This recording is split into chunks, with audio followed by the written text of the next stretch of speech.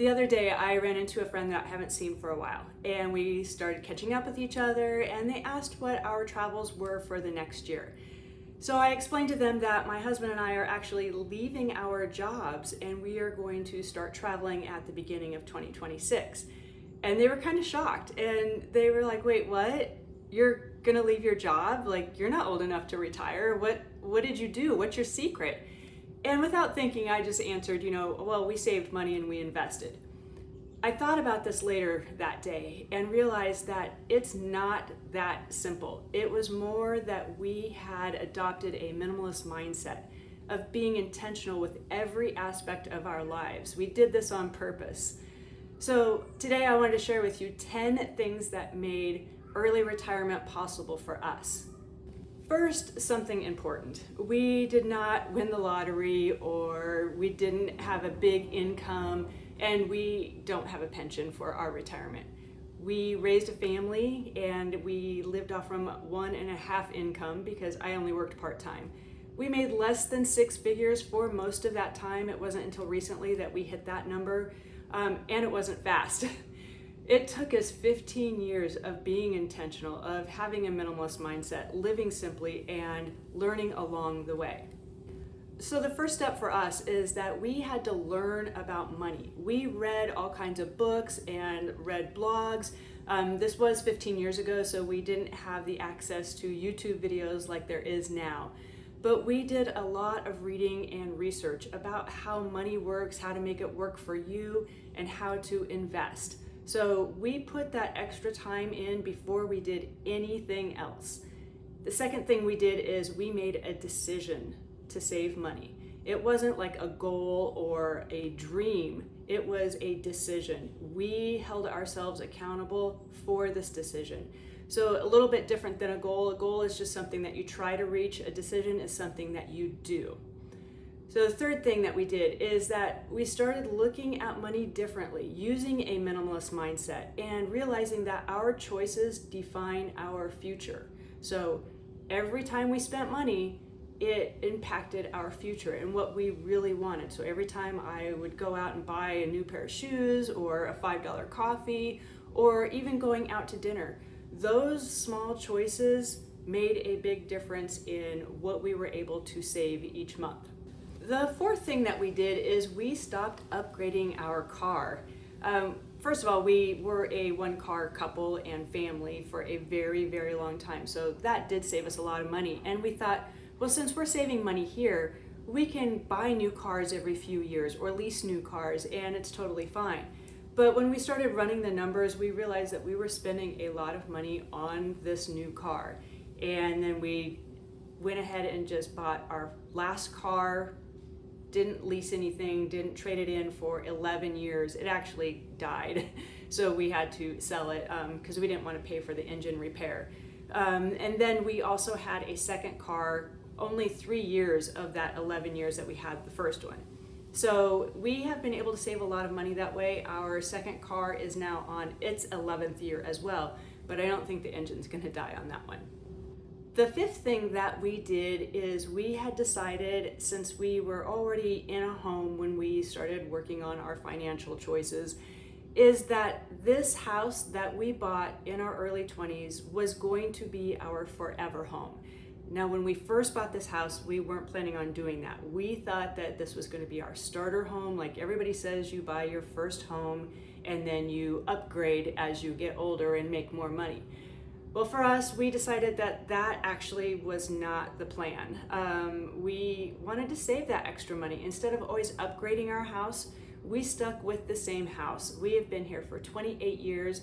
We have done a lot of remodeling to it because it is an older home, but we've also done a lot of that remodeling ourselves, which saves quite a bit of money as well. So instead of looking at the new homes and not being tempted into buying one, like a lot of our friends were buying new homes and upgrading theirs, and we really wanted to do the same thing, but really at the end of the day, the financial choice to save that money for our future was much more important for us. The sixth thing that we did is that we stopped caring about what other people thought of us. We stopped worrying about whether people thought we were poor or we didn't have enough money, because some people did question our decisions, like, why aren't you buying a second car or a nicer car, or why aren't you buying a nicer house? Like, we're pretty sure you guys make some decent money, like, why aren't you making these financial decisions on having nicer things? And we just stopped caring about that. Yeah, it was really hard when, we did see nice cars when we took our car in for service, and we would look at the new ones, and we would get sucked into the idea of buying a new car, but we didn't want to. Or some of our friends would be upgrading to a newer house and a nicer neighborhood, and that was really hard to say no to as well, because the idea of having a nicer, newer home in a nicer, newer neighborhood sounded really good.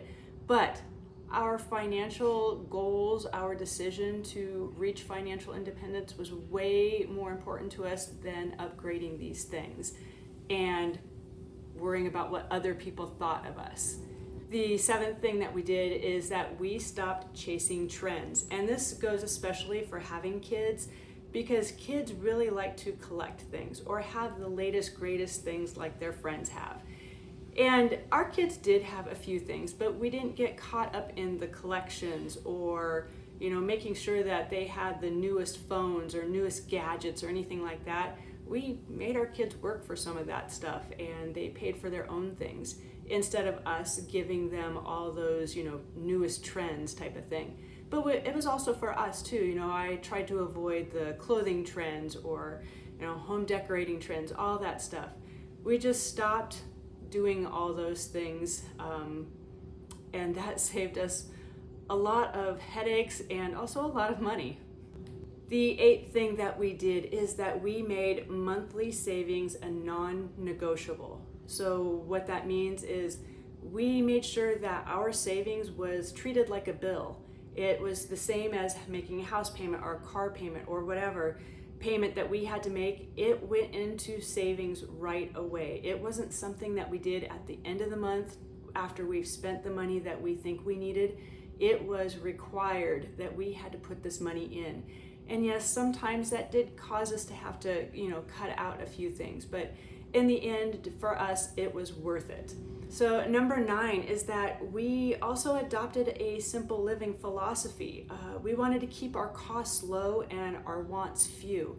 So when we were able to do that, when we took our simple living ideas of just enjoying and embracing the simple things in life instead of having to spend money on everything, or even just keeping our wants few, it was easier to tell ourselves that we don't want something versus we can't have something. And this was, a big mindset shift for us, as well as it would be for anybody to embrace a simple living. And it is a much calmer living for us.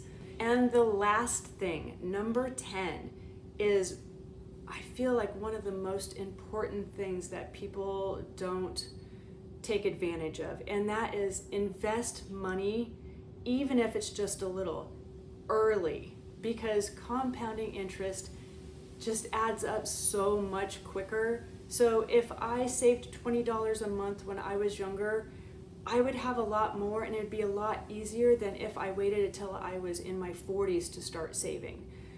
And this was something that, we felt like we maybe learned a little late, but we didn't learn it too late, because we did start saving in our early 30s.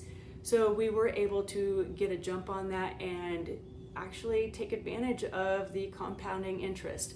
But also investing money and learning about investing, whether you use a broker or you learn on your own, which we did.